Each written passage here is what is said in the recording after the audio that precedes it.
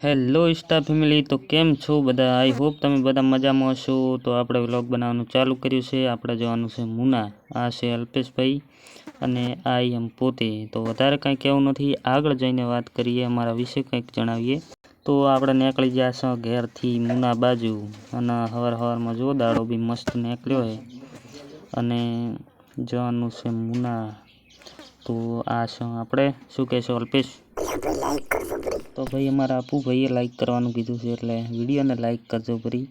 અને આગળ તો હવે આગળ જઈને બધું તમને જણાવીએ. ફાઇનલી મિત્રો આપણે સડી ગયા દિયોદરના હાઈવેમાં. દિયોદરના હાઈવેમાં સડ્યા પછી આપણે જીવીશું આપણું થોબડું ધોવાનું. તો ફેરવી નાખો કેમેરો આપણો હમો. તો આપણે કંઈ કહેવાનું થતું નહીં, એટલે આપણે અપુભાઈ કંઈક કહે છે. તો અમારા અપુભાઈને તો આવી ગઈ ભાઈ શરમ. તો રીફઈ કરવાનું છે આપણે.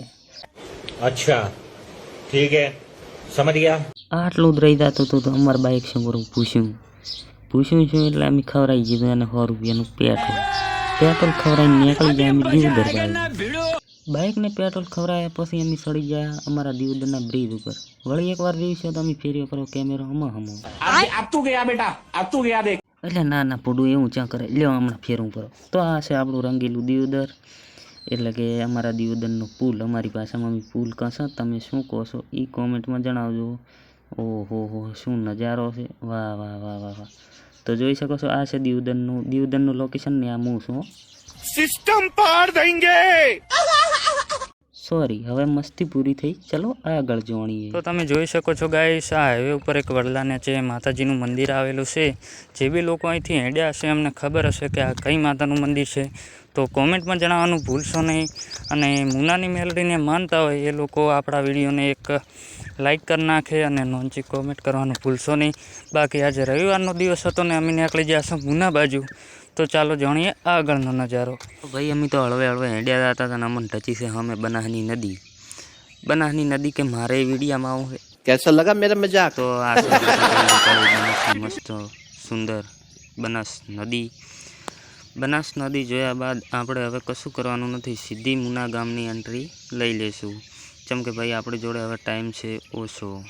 તો ફાઇનલી મિત્રો અમે પહોંચી ગયા છો મુના ગામમાં એન્ટ્રી લીધા પછી તો ભાઈ શું કામ વાત જ કરું, બહુ આનંદ થયો છે.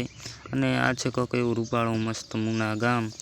આપણે હવે વધારે ટાઈમ વેસ્ટ કરવો નથી, સીધી જ એન્ટ્રી લઈ લઈએ મેલડીમાના મંદિરની. તો તમે જોઈ શકો છો ગાઈસ, આપણે પહોંચી ગયા છો કાળુ ભગતની મેલડીના મંદિરે. મંદિરના દર્શન કર્યા પહેલાં આપણે કરી દઈએ બાઇકનું પાર્કિંગ ને પછી કરીએ માતાજીના દર્શન. માતાજી તમારા સપના પૂરા કરે એવી હું માં મેલડીને દિલથી પ્રાર્થના કરીશ કે મારા વિડીયોને જે લોકો લાઈક કરે, શેર કરે અને સબસ્ક્રાઈબ કરે એમના હરેક સપના પૂરા થાય, એમનું ધારેલું કામ પણ જલ્દી પૂરું થાય એવી હું માતાજીને દિલથી એવી પ્રાર્થના કરીશ. તો દર્શન કરી લઈએ માં મેલડીના. સલાહની જરૂર નહીં, સપોર્ટની છે.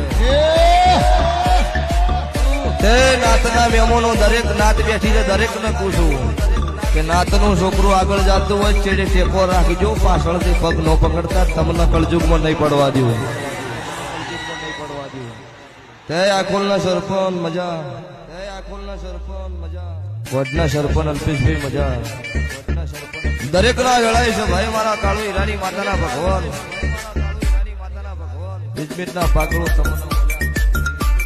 ફાઇનલી ગાઈસ આપણે કરી લીધા છે માતાજીના દર્શન કરીને હવે નીકળી રહ્યા છે આપણે ઘર બાજુ. તો કોમેન્ટમાં જણાવવાનું ભૂલશો નહીં કેવો લાગ્યો છે અમારો વ્લોગ, અને જેવો સપોર્ટ કરશો એના પ્રમાણે આપણે બીજો બી વ્લોગ નાખવાનો છે. ત્યાં સુધી જય રામાપીર, જય કાળુ ભગતની મેલડી.